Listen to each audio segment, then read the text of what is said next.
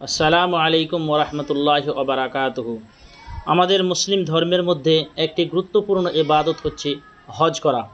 এই ইবাদতটি প্রসঙ্গে আমরা জানতে পারি রাসূলুল্লাহ সাল্লাল্লাহু আলাইহি ওয়াসাল্লাম বলেন, তোমাদের উপরে 5টি বিধান ফরজ হিসাবে নাজিল করা হয়েছে, তার মধ্যে একটি হচ্ছে হজ করা।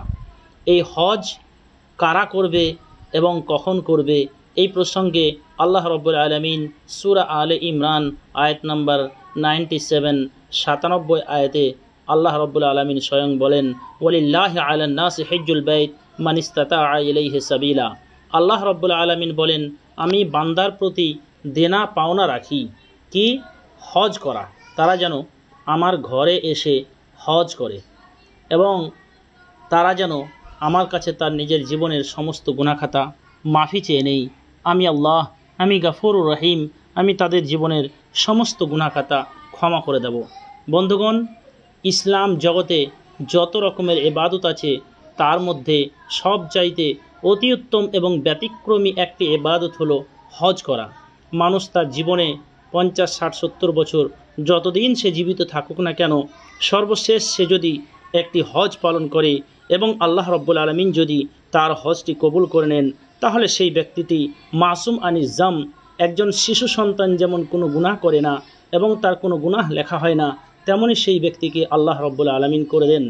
দেখুন, আমরা 2025 সালে হজ কিভাবে করব এবং তার ফর্ম ফিল আপ সিস্টেম কি, এবং আমরা এই হজ কিভাবে করলে সূক্ষ্মভাবে হজ করতে পারবো। আমরা কোনো ভাঁওতাবাজির হাতে পড়ব না, আমরা কোনো সমস্যায় পড়ব না। সমস্ত সমস্যার সমাধান আমাদের এই ভিডিওর মারফতে দেখতে পাবেন।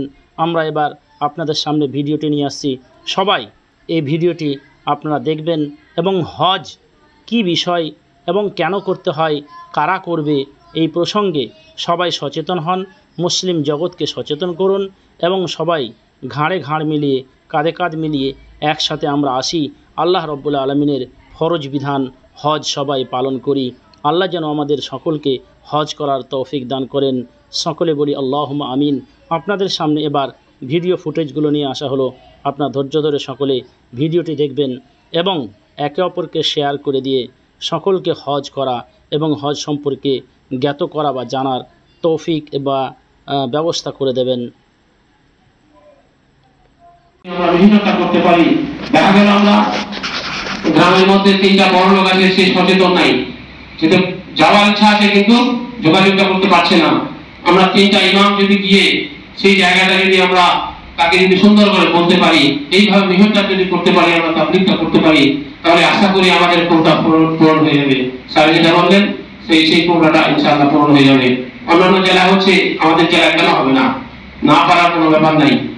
আর কি হবে, এবার ওই মানুষটাকে আপনি রেডি করলেন, বলে কহে হাদিস কোরআন দিয়ে বুঝিয়ে তাকে রেডি করলেন, করার পরে যখন উনি হজে যাবে, ওইখানে তার পরিবারের জন্য দোয়া করবে, তার নিজের জন্য দোয়া করবে, আহলে খানদানের জন্য দোয়া করবে, সমস্ত ভারতবাসীর জন্য দোয়া করবে, সব পশ্চিম বাংলার জন্য দোয়া করবে, শান্তির জন্য। তাহলে আপনার মেহনতের বদৌলতে, আপনার চেষ্টার বদৌলতে কতটা লাভ হলো, এটা আমরা যদি একটু সচেতন হয়ে যদি আমরা কাজটা করতে পারি, তাহলে আশা করি আমরা সবাই উপকৃত হব। এবার দেখা গেল এমন লোকটার আছে, পয়সা নাই কিন্তু জমি আছে, কিভাবে যাবে, কিভাবে পাসপোর্টটা করবে, কোথায় যাবে, সে বেসরকারি ভাবে কেউ নিয়ে যাচ্ছে, তার কাছে চলে যাচ্ছে, তার কাছে ঠকে যাওয়ার মতো। এখন আমি দেখেছিলাম, আমার এখানে তো অনেকদিন বয়স, আমি দেখেছিলাম বেসরকারি মাধ্যম দিয়ে টাকা জমা করেছিল, একদম চলে গেছিল এয়ারপোর্টে। ওখান থেকে বেচারা অনেক চেষ্টা করে, আমাদের আগে জমা সাহেব নিয়েছিলেন, তিনি বহু চেষ্টা করে ওখান থেকে আবার নিয়ে গেছিলেন, সমস্ত কাগজপত্র জমা দিয়ে টাকা জমা দিয়েছে, কাগজপত্র জমা দিতে পারে বিমানবন্দরে। তাহলে এইগুলো অসুবিধা হয়ে থাকে যদি বেসরকারি ভাবে যায়। আর যদি সরকারি ভাবে যায়, তাহলে আমাদের জমা সাহেব খুব সচেতন মানুষ, আমরা তারা অনেক উপকার, কারণ যেই দিন থেকে এই এসছে আমাদের এখানে অনেক সচেতনমূলক কাজগুলো খুব করে করছে, তাই আমি ওনাকে ধন্যবাদ জানাবো। 2 নম্বর কথা হচ্ছে যে আমাদের বর্তমানে যে পরিস্থিতি, আমরা ইমাম মুয়াজ্জিনরা যারা আছি, স্যারকে আমি বলবো আমরা আমাদের এই বার্তাটা যেন করে পৌঁছায়। আর বিশেষ করে আমাদের যিনি ওয়াকাফের সিইও আছেন, তিনি খুব বিচক্ষণ মানুষ, এত বিচক্ষণ মানুষ, তিনি ভোটটাকে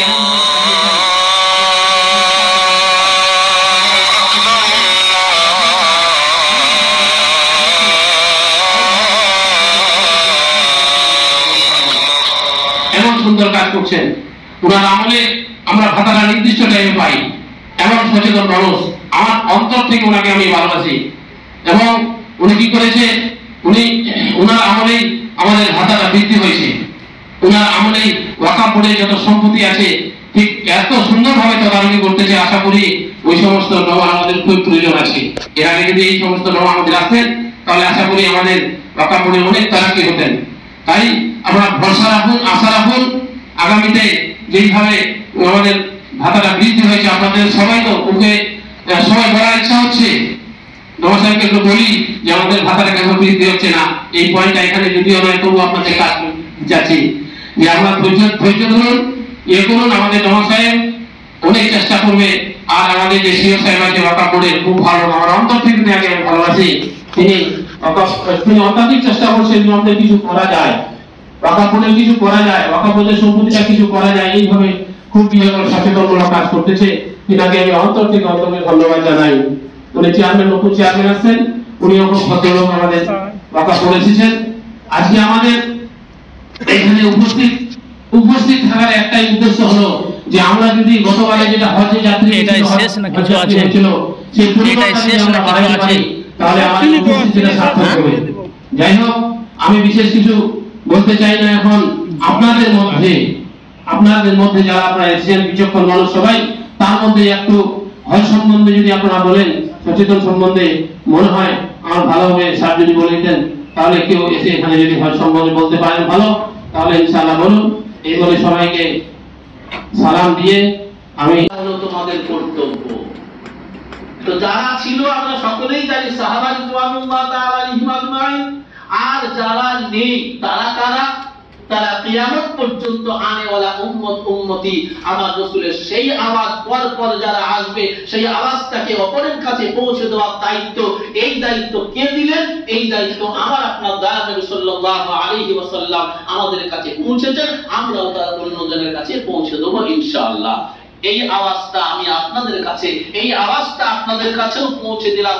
আপনারাও এইভাবে এই আওয়াজটাকে যেভাবে দিলে হয়, একটা উলামা, একটা ইমাম, নিশ্চয়ই আল্লাহ তাকে হিকমত দিয়েছেন, সেই হিকমতের সঙ্গে আমার সাধারণ মানুষ যাদের মধ্যে দ্বীনি ইলম নেই, যাদের টাকা পয়সা বেশি, যাদেরকে আল্লাহ দুনিয়ার টাকা পয়সা দিয়েছেন, তাদের মন মেজাজ একটু অন্য রকমের হয়, তবুও আমি আপনি আমার রাসূলের ওই নসিহত পেয়ে আমার ওই ভাইদেরকেও একটু জাগানোর দায়িত্ব আমাদের রয়েছে। আমি আপনি, আমাকে আপনাকে হয়তো অনেক কথা শুনতে হবে, হয়তো অনেক রকমের কথাও আমরা শুনবো, কিন্তু তারপরেও আমাদেরকে আমার রাসূল যে উপাধি দিয়েছেন, আমাদেরকে আমার রাসূল যেভাবে লকাব দিয়েছেন, এটা তো সাধারণ মানুষ জানে না, এটা তো সাধারণ মানুষ বোঝে না। আমাদেরকে আমার রাসূল কি বললেন? আল উলামা ওয়ারাসাতুল আম্বিয়া। এটা অন্য কেউ পাবে?